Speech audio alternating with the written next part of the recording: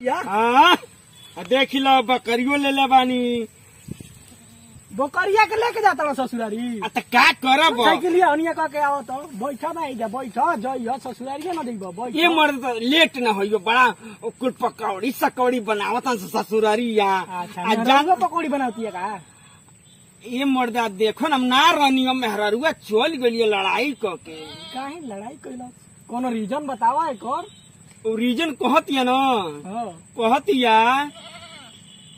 अरे सुन राजा जी हो।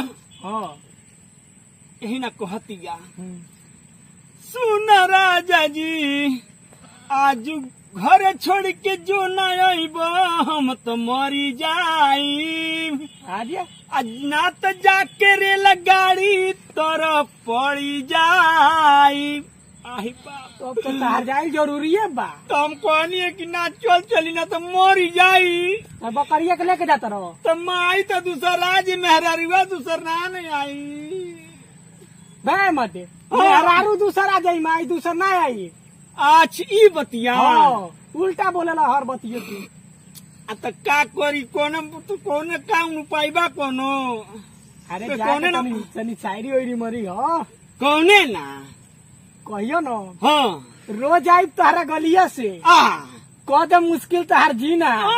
जहिया तू ना मिलबू एक करे जा चिल्लाई ले लो पुदीना। अरे तो ले लो रे पुदीना ले इतना लो तो रे बाहर से आ जाई। ए पुदीना यही ना और कुछ और कुछ कहियो का कह तू कह देबू तो पीतल के सोना बना देब। हाँ तू कह देबू तो हाँ। पीतल के सोना बना देब। तारा हर एक मुस्कान के अपन गजल बना ले। अरे दादा ने तू बस कह के तो देख करे जा तारा नाम से देवरिया जिला में एगो ताजमहल बनवा दे। अरे दादा रे ताजमहल बनवा दे मेहरारू के नाम से फिदा हो जाई तारा पो। यही तरह हमार बतिया जो हम सर्विस करते रहनी बीएसएफ में। बीएसएफ में रहत रहो फौज के लड़ाई करते रहनी बीएसएफ बॉर्डर पर लड़ते रहनी हो। तब वही जब मोहतरिया हमारी चिट्ठी लिखल सी का लिखला लिख के कहल सी कि कहल सी चिट्ठिया में मोहतरिया हमार का कहती है बताइबा तबे न। जल्दी छुट्टी लेके आवा हो रे हमारी बचावा। बच्चा कहत रहे हाँ बोला मुआ जी ना कहल नहीं मतलब हमार माई लिखलस हमके कहती है भइल बा करगिल है गजब मौगी तोहर कैले बिया जियल मुश्किल। तो मौगियो कुछ कहल ही होई। अब मौगी तो हमार सुन ले हलसी कि हमरा के अभी लगावत ताली। मौगी कहतिया का कहतिया बताइबो तब कहतिया महतरिया कहलस के बाबू छुट्टी काट के गइल वाला तब से पैसा आखिर ओकरे आवता उहे उठावती है तब वो अनशन गड़ले रहतिया। कितना पैसा मिल जाई नानी का अड़चन रहबे करी। हाँ एकदम पैसा मिल अड़चन गड़ले रहतिया। कहतिया कि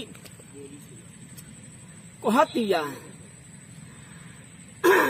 का करबहो केहू सुनत नहीं ना केहू जब ससुरारिया केहू ससुरारी के नहीं ना तारा ससुरारी के केहू नहीं खे हमनी के तारी गौवा के बगलिया आला जा देखत नहीं खो तारी गौवा के बगलिया मानी जा।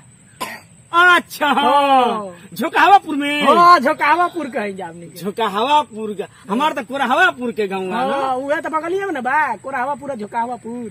हाँ तो फिर से कहतिया सुन मरदारे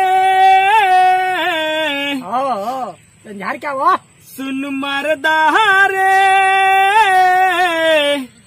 पागल कहेला जमाना। तेरे कहतिया पागलों का जमाना कहेला कहतिया हमरा के सुन मरदारे पागल कहेला जमाना। लगता कि मोरी जाए ना तो जहर खाइब लोगवा के सुनता ना हो। अरे सुन भतरा रे पागल कहेला जमाना।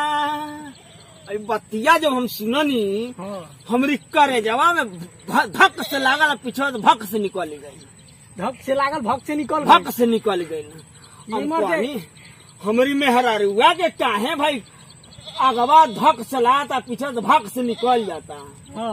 बाकी कहानी बतिया ही काहे तरह के बोलत है लागत छुट्टी लेके हमरा काट के जाई के पड़ी। तो छुट्टिया लेके गईला तो कुछ खत उत लिखल ही बनो।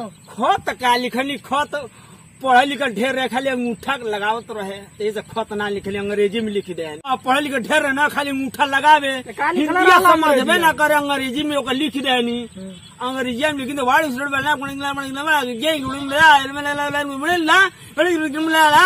छोड़ छोड़ ये लिखला कपड़े में रे बस करो ना अब रहे तो हाँ कुछ समझे में नहीं क्या हमारा तो वे तो हम बहुत समझ में इतना नहीं पढ़ा लिखल भी है। इतना पढ़ा लिखल बिया औरतिया हमारा अब ससुरारी जब जात नहीं खादिर वादिर होई है बकरियों कहले कि ले ले लइकावा 12 गो रहना सो उ काम बड़ा छ उ तो दूसर की मेहरारी करम से दे देनी वही के दूसर के छोड़ देला। हाँ छोड़ देनी का है दे देनी वही के कहनी का भाई कुंवारे बिया तो करे के बिया अब यही के पोसा पाला मेहरारुए के का यही के पोसता रहो। हाँ तू तो आके पोछले हम तो सुनले में आई रे माने बहुत आदमी बतियावत रहे। नहीं कब कब कोरा हम खेले नहीं ऐसा बात नहीं के नहीं सुनले में आई ले कि कोहड़वा के मौगी दुकान दूसरे कोनो से चक्कर ओकर भाई ये भैया ये तेरे बात हम जाते देखा पता कर छुप के देखा नहीं को बहुत आदमी कहत रहे कि नैहर वही से भाग जाती है।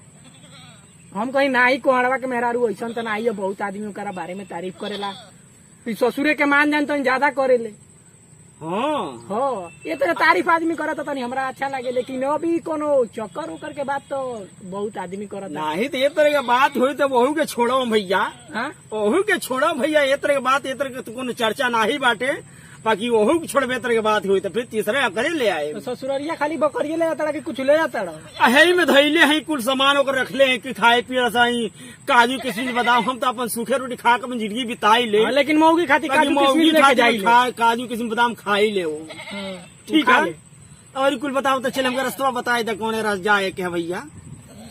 हैया गवा से जाके बाएं घूम जाइयो हाँ। आ बाएं से जाके दाएं हो जाइयो अच्छा आ फिर सीधा जाइयो न है जे सीधा जाइयो। और सियरा लोड़ा तन से कुनवा पुहा का घरवा हो हाँ उहे लागता। नमस्कार आप देखा तनी कि हमार मेहरारू खिसिया के नैहरे चल गई बिया माई बाप से झगड़ा करके चल गई बिया चूंकि ये तरह के ना करे के चाहिए माई बाप के हमेशा सेवा करे के चाहिए और अपने ससुरे में ओकर जिंदगी बीती बाकी लड़ाई करके चल गई बिया नैहरे हम सब कुछ लेके जाते नहीं बाकी ये तरह हमरा ना करे के चाहिए ठीक बा माई बाप की सेवा हम जरूर कर चाहिए सबके यही तरह करे के चाहिए। आप लोग ये चीज के गलत ना ले अपने माई बाप की सेवा करब यदि ये वीडियो हमारा अच्छा लागल हो तो सब लाइक करब हमारे चैनल बा DN कॉमेडी के सब्सक्राइब करब।